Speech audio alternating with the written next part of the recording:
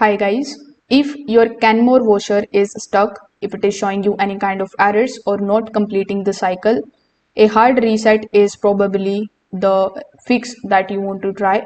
So in this video, you are going to learn how you can reset and recalibrate your Voucher step by step.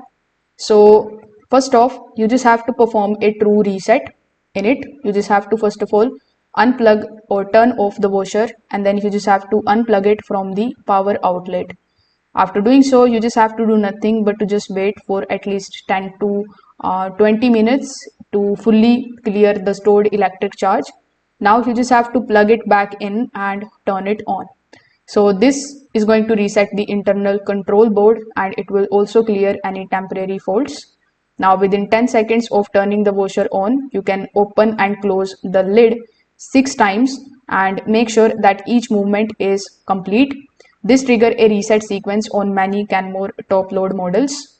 Now you can also turn the cycle selector knob slowly until you reach to the rinse and the spin mode.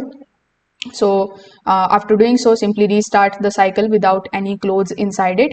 And this particular step is going to allow the washer to recalibrate the water levels and drum movement.